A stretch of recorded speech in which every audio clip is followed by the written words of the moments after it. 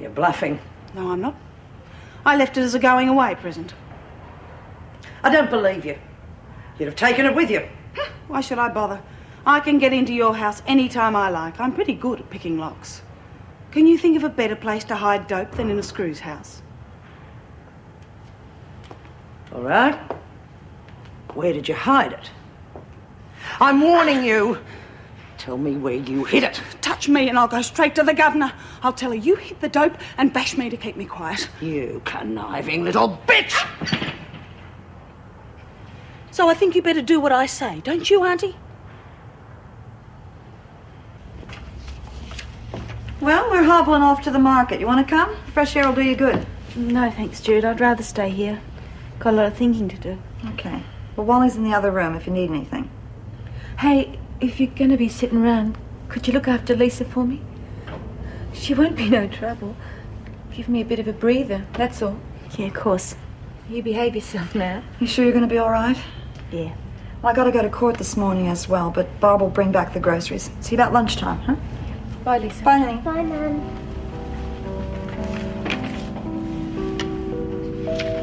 Why are you staying here? Me and Mummy had to come, because Daddy hit us all the time. Did you get hit all the time too? No. Daddy used to yell at us when he got mad. He broke Mum's arm once. Well, all daddies aren't like that, love. It's only if they got worries. Your dad was good too, wasn't he? Yes, sometimes. Kev's real good to me. He only hit me once, and it's because he's worrying about me and the baby. I don't deserve someone as good as him.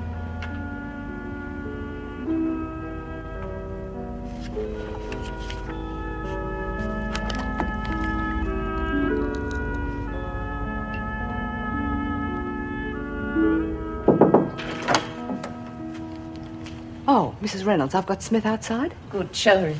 Sure. Oh, Mrs. Barry? Yeah. It's Sharon Smart's trial today. Do you know whether Miss Ferguson's arranged for transportation? Oh, I'm not sure. She's gone off for an hour or so. I think something urgent cropped up at home. Oh, well, would you check that after I finish talking to Smith? Yes, certainly.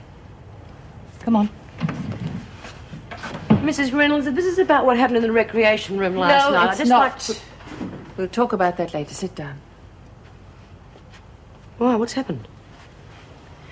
Apparently, you and Lizzie were very friendly with an ex-prisoner, Jeannie Brooks. Mum, I think you called her. Yeah, that's right. What about her? I've got some rather sad news for you. She died last week. Oh, good, Mrs. Barry. I've been waiting so long that I thought I should have brought some rations with me. With the breakfast you packed away, Lizzie, there's no worries about you starving to death. Don't you bet on it. Oh.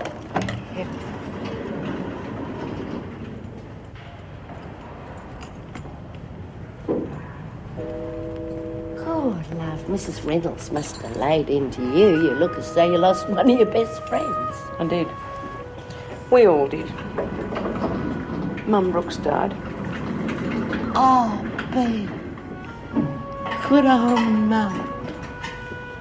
She didn't suffer, did she? No, died in her sleep. Oh, that's the way all the good ones should go. No pain. We need a few more people like her in here. Do you remember how she used to take all the young ones under her wing when they first came in?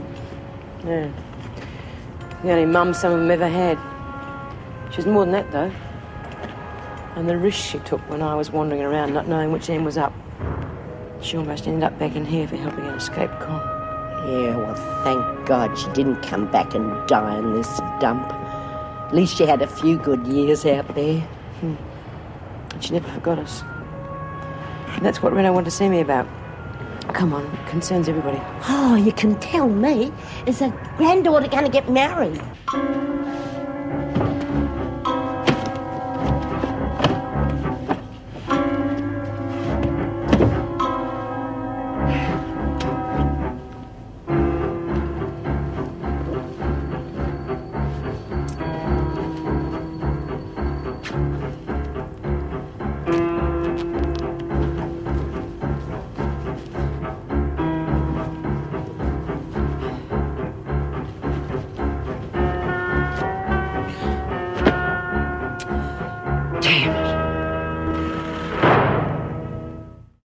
Sounds like she was a really nice lady. She was. They don't make many of them like Mum anymore. Wish we could have gone to the... Hey, Bea, can we get to go to the funeral? No, love. They've already had the funeral. But she never forgot her mates on the inside. She's remembered us in her will. She left us some money. Oh, now you're talking. How much? Don't know yet. What's it matter? It'd be really nice to have a little something to remember about. Yeah, well, I got the impression it wasn't exactly peanuts. More like a couple of thousand. Oh, even better. What'd she do, rob a bank? Of course she didn't. Mum wasn't like that. Was she, Bea? No. Anyway, you know as much about it as I do. Now, come on, smoko's over.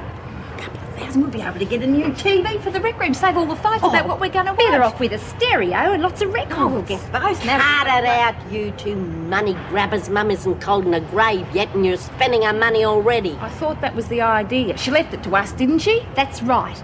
Hey, maybe we could split it all up and then we could do what we like with it. Yeah, and I could get some... Will you shut up, a lot of you? Mum didn't leave us that money to spend it on biking magazines and pop records. It's to be used for the good of everyone. Now, just cut the crap or I'll tell them that they can keep it. More likely going into the Queen Bee retirement fund. Come on, Ruth. And where are you two going? Dunning. Bloody selfish buggers.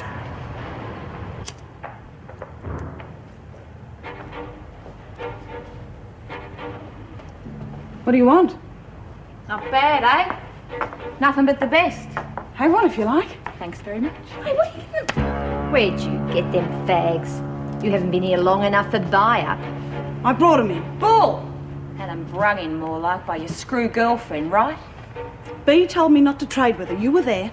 Don't all think like she does. I reckon you're onto a good lurk and we want in on it. All right. Tell me what you want and I'll see what I can do. To bring supplies in regular. You can start by getting us some booze and smoke, some nice soap and stuff. I can't promise all that. You'll promise it and deliver. Otherwise we'll mess your face up so much even the freak won't look at you. Well, what do you say? All right. Good. I thought you'd see things our way. Now just don't take too long about it, that's all.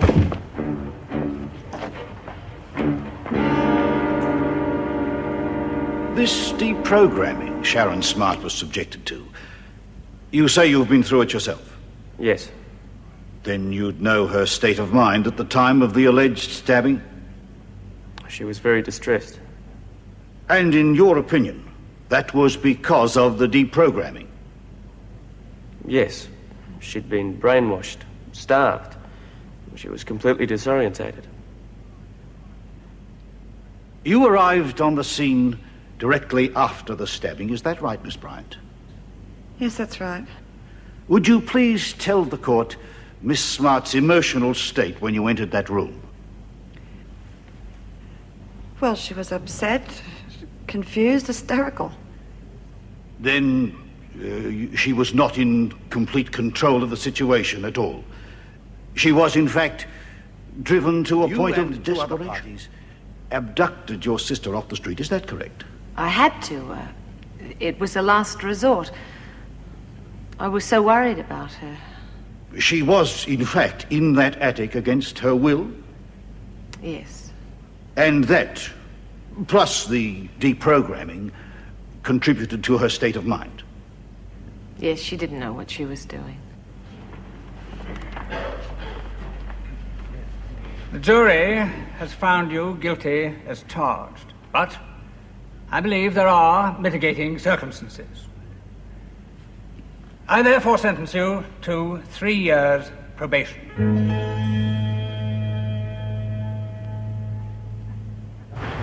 Those lazy buggers are taking long enough in the dunny. Getting out of work more like it. Now what's the matter with you? Good, you can be a grumble bum. What do you mean, what's the matter with me? I've just lost one of my mates and all you're thinking about is money. I haven't forgotten what Mum's done for the likes of you. Lizzie, there's a letter here for you. Oh, I don't know if I want it. The mail's too early. It must be bad news. Oh, Mrs. Morris didn't seem to think so. Well, maybe it's from Foxy. Here, quick.